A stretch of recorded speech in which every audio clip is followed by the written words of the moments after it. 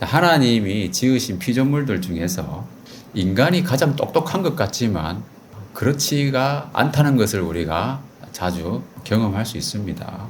자, 동물들의 신기한 능력에 미치지 못하는 경우가 많다는 거죠. 예를 들어서 여러분, 개가 냄새 맡는 그 능력을 따라 할 수 있는 사람이 누가 있겠습니까? 그리고 독수리의 시력을 흉내낼 수 있겠습니까? 인간의 시력은 기껏해야 1.0 내외잖아요. 근데 독수리의 시력은 4.0에서 5.0이라 하더라고요. 실제로 인간의 능력을 훨씬 뛰어넘는 동물들이 많죠. 그래서 동물들한테서 배우는 것도 많습니다. 이른바 생체 모방 기술이라고 하는 것이 있는데요. 생물체가 가진 구조와 기능을 모방해서 과학기술에 적용하는 거죠. 자, 새가 비행할 때 깃털 방향을 조절하는 것을 본떠 가지고 자동차 연료 소비 효율을 높이는 장치를 개발하기도 하고요. 이와 같이 새나 벌레들의 움직임에서 아이디어를 얻는 것입니다. 대표적인 생체 모방 기술의 사례를 보면은 뭐 이런 것들이 있는데 훨씬 다양합니다. 철새들이 날아다니는 것을 보면 그 광경이 참 멋있지 않습니까? 그 V자 편대를 지어서 날아가잖아요. 근데 이것도 알고 보면은 에너지를 절약함으로써 더 멀리 날 수 있는 원리라고 합니다. 앞에 있는 새가 날개짓을 하면은 그 난류를 이용해 가지고 뒤에 있는 새가 에너지를 절약하게 되는 거죠. 실제로 인간이 만든 비행기도 이 원리를 이용해서 편대 비행을 하면은 연료를 18%까지 절약할 수 있다고 합니다. 자, 그런데 더 놀라운 것은 이 철새들이 목적지를 정확하게 찾는다는 것이죠. 오늘 본문 7절에는 철새들도 때가 되면 어김없이 돌아온다고 했잖아요. 그러니까 사람들이 이게 신기해가지고 실험을 했습니다. 어떤 철새 한 마리를 잡아가지고 완전히 이동 경로하고 상관이 없는 미지의 장소에 갖다 놨어요. 그래도 찾아간다는 거예요.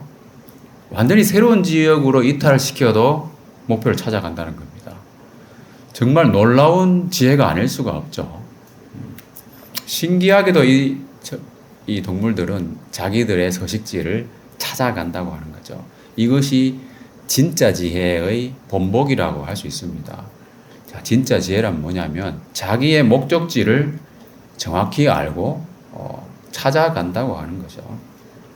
그래서 철새의 이동 원리는 지구 자기장을 이용하는 것으로 알려져 있지만요.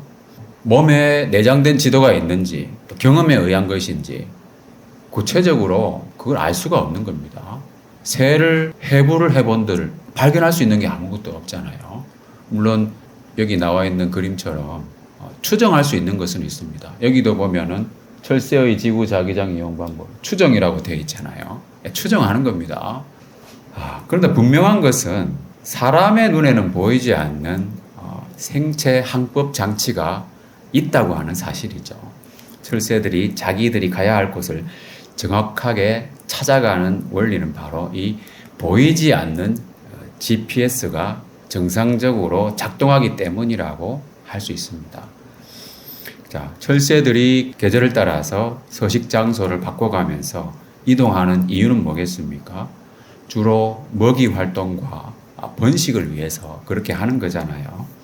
그런데 만약에 철새들에게 내장되어 있는 이 보이지 않는 GPS가 망가졌다면 어떤 일이 벌어지겠습니까? 먹이를 제대로 찾지 못해서 굶어 죽거나 번식도 잘 안 되어서 멸종할 수도 있는 것이잖아요. 그리고 정처 없이 떠도는 새가 될 겁니다. 이것은 나중에도 나오겠지만 방황하는 인생에 대한 예정이 될 것이다 하는 겁니다. 자, 그런 새들, 보이지 않는 이 생체 항법 장치가 망가진 새들에게 우리가 아름다운 비행을 기대할 수 있겠습니까? 멋있는 그 V자 편대 비행을 기대할 수 있겠느냐 하는 겁니다. 무질서하게 날아다니게 되겠죠. 그런 새들에게 우리가 아까 말했던 것처럼 참 지혜롭다라고 말할 수 있겠느냐. 자기 집을, 자기의 서식지를 제때 제대로 찾아가지 못하는 새들에게 무슨 지혜가 있으랴. 인생의 경우에는 참된 안식처를 찾아가지 못하는 인생에게 무슨 지혜가 있겠습니까? 본문 7절에는 공중의 학은 그 정한 시기를 알고 산비둘기와 제비와 두루미는 그들이 올 때를 지킨다고 했습니다. 철새들은 이처럼 시기를 알고 때를 지켜 돌아오는데 하나님의 백성은 그렇지 않다고 했죠. 하나님의 백성은 시기도 모르고 때를 지켜서 돌아오지도 않는다는 거죠. 그 이유는 무엇일까요? 인간들에게는 그 보이지 않는 GPS가 작동하지 않는다는 거죠. 이 경우에는 물리적인 위치를 찾는 것이 아니기 때문에 영혼의 GPS라고 할 수 있겠죠. 하나님께 돌아가는데 필요한 영혼의 항법 장치가 작동하지 않는다는 겁니다. 내장되어 있는 영혼의 GPS가 망가졌다는 의미입니다.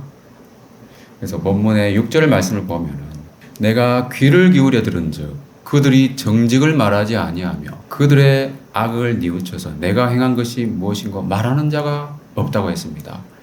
주님께서 하늘에서부터 귀를 기울여 들으셨지만 아무도 뉘우치는 말을 하지 않는다는 거죠. 아무도 돌아갈 수 없는 상태가 되어버렸다는 겁니다. 이것이 바로 전적인 타락 상태의 인간입니다. 이 말씀에서는 귀를 기울여 들으시는 하나님이 표현되어 있습니다. 자, 그런데 다른 말씀에서는 살펴보시는 하나님으로도 나타나십니다. 시편 14편 2절 3절에 보면요. 여호와께서 하늘에서 인생을 굽어 살피사 지각이 있어 하나님을 찾는 자가 있는가 보려 하신즉 다 치우쳐 함께 더러운 자가 되고 선을 행하는 자가 없으니 하나도 없도다.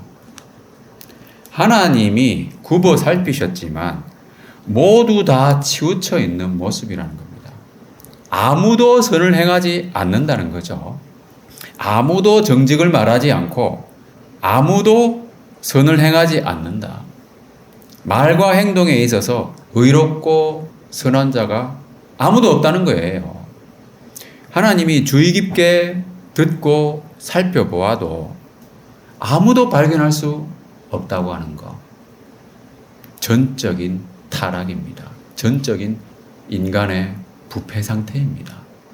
전적인 타락이라고 하는 이 교리적인 용어의 의미는 간단하게 이야기하면 이와 같이 의인이 아무것도 없다고 하는 그런 의미도 있지만 스스로 참된 안식처를 찾아갈 수 없는 상태, 전적인 무능력의 상태라는 거예요. 왜냐하면 인간들에게 있는 영혼의 GPS가 망가진 상태이기 때문입니다. 그래서 정처 없이 떠도는 인생이 되었죠. 길 잃은 철새들처럼 이곳저곳을 헤매면서 어디로 가는지도 모르고 살아가고 있습니다. 이른바 방황하는 인생입니다. 자, 12절 말씀을 보면은 잘못되었다는 것 자체도 인식을 못하고 있는 심각한 상태라는 거죠. 영혼의 항법 장치가 고장난 줄도 모르고 부끄러움도 없이 살아가는 인생의 모습입니다. 그래서 참된 안식처를 찾을 수도 없고 생활 속에서 참된 만족과 행복도 누릴 수가 없는 것이죠. 이 원리는 생수의 근원 되시는 하나님을 버리고 터진 웅덩이를 파는 그런 인생의 모습과 같은 거죠.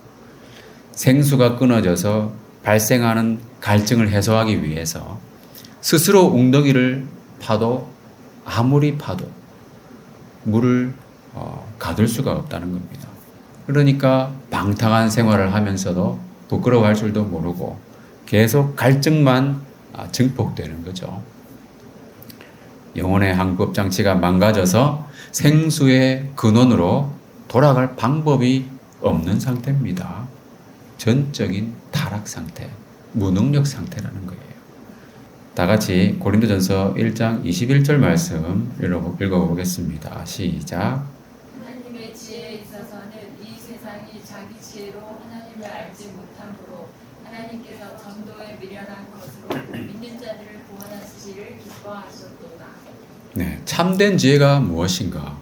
뭐 여러 가지로 표현할 수도 있겠지만 아까 말씀드린 것처럼 동물들이 때를 따라 고향을 찾아가는 것처럼 집을 찾아갈 줄 아는 것이 지혜라는 거예요.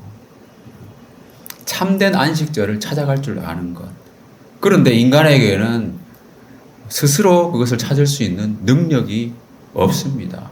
아담의 타락 이후에 영혼의 GPS가 망가진 상태에서 태어났기 때문이죠.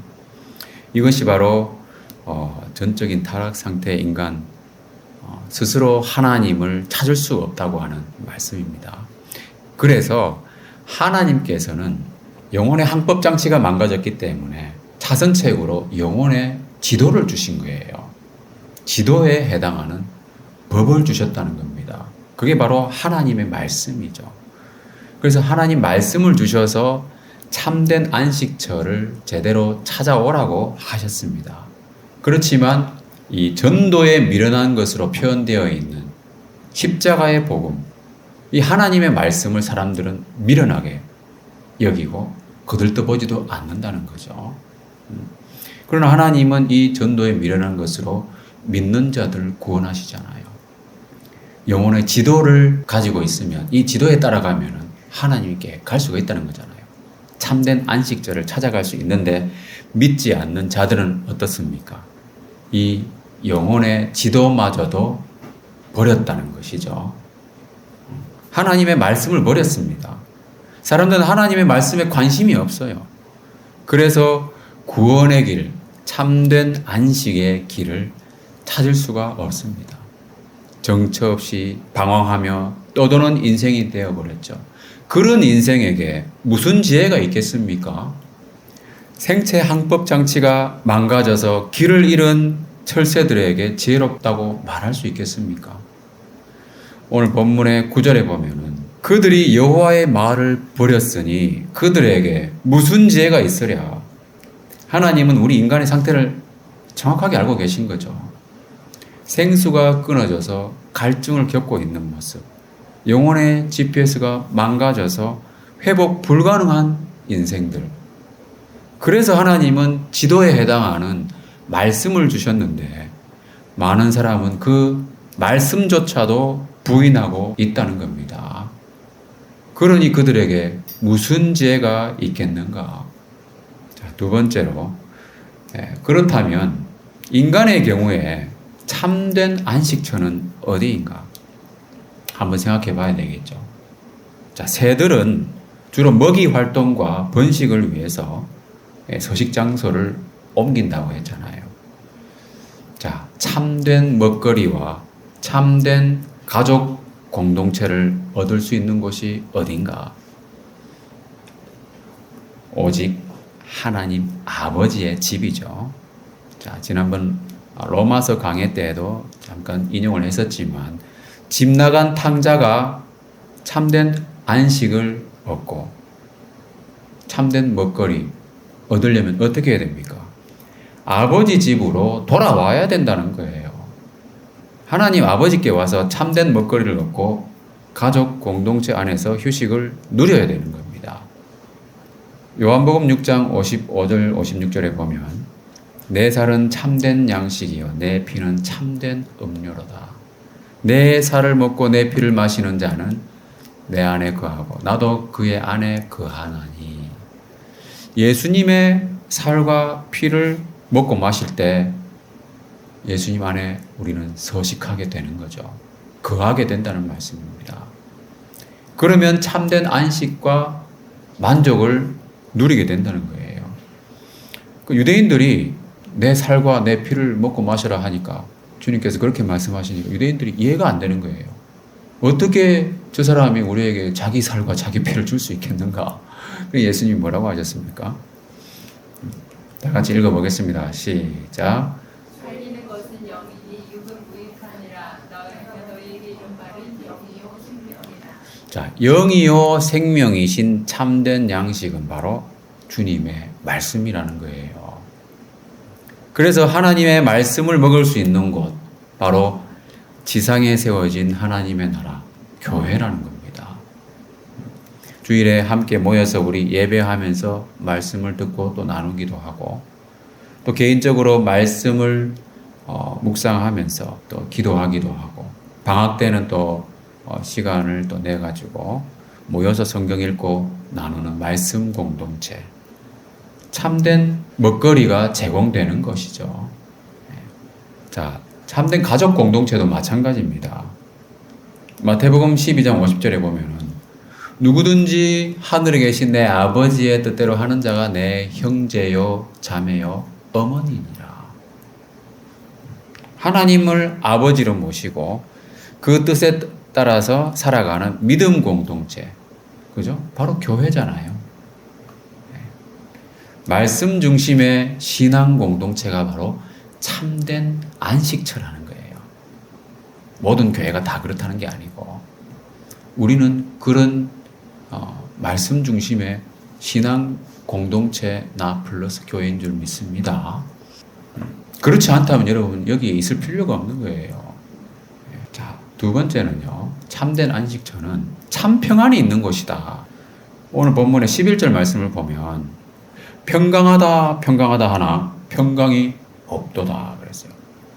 말로만 평강하다 하는 거예요. 그죠?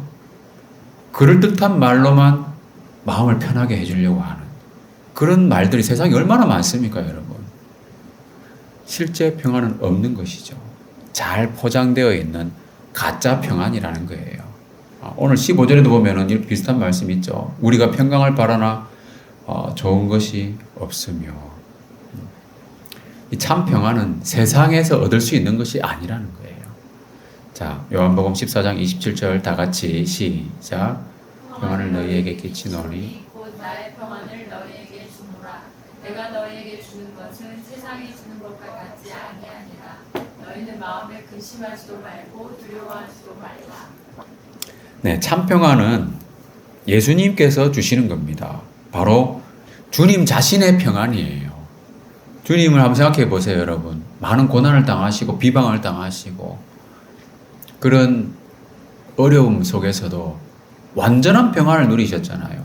심지어 배를 타고 가시는데 풍랑이 일어가지고 배가 뒤집힐 그런 위기에 처했잖아요. 물이 막 들어오고 제자들은 두려워 떨면서 물을 막 퍼내다가 도저히 안 되겠다 싶어가지고 근데 예수님은 뭘 하고 계셨습니까? 주무시고 계셨잖아요. 완전한 평안을 누리신 예수님입니다. 어떠한 상황과도 관계없이. 실제로 예수님은 근심이나 두려움도 없으셨잖아요. 자, 그렇게 주님이 누리시는 그 평안을 주님께서 주시겠다고 약속하신 거예요. 세상이 주는 거하고는 차원이 다른 거죠. 자, 다윗의 고백을 보면 그러한 평안을 얻은 다윗은 이렇게 고백하잖아요. 여호와는 나의 빛이요 나의 구원이시니 내가 누구를 두려워하리요. 여호와는 내 생명의 능력이시니 내가 누구를 무서워하리요. 군대가 나를 대적하여 진칠지라도 내 마음이 두렵지 아니하며 전쟁이 일어나 나를 치려 할지라도 나는 여전히 태연하리로다.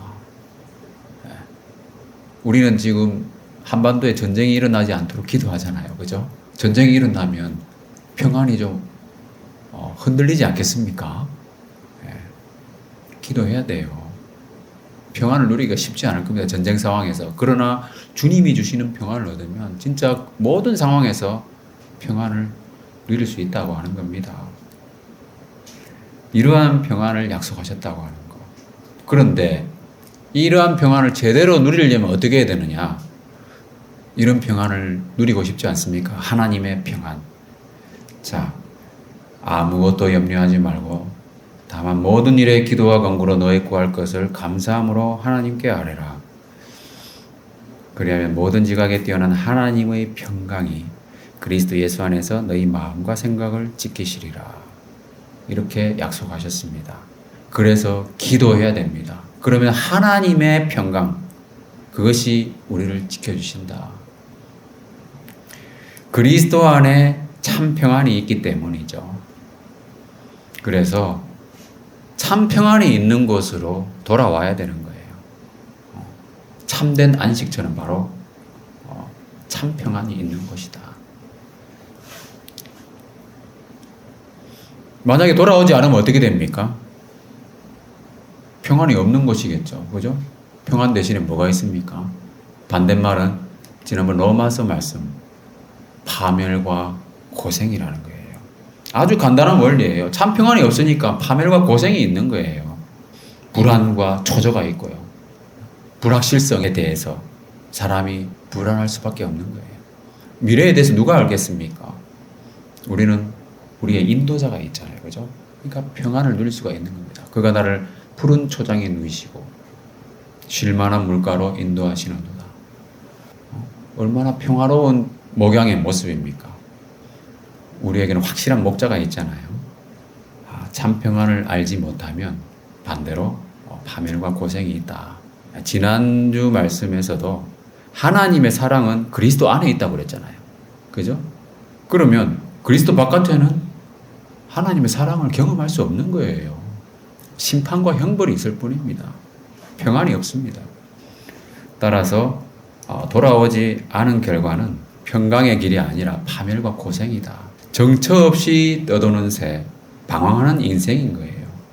특히 오늘 본문에 보면은 내가 제어할 수 없는 재앙이 닥친다는 겁니다.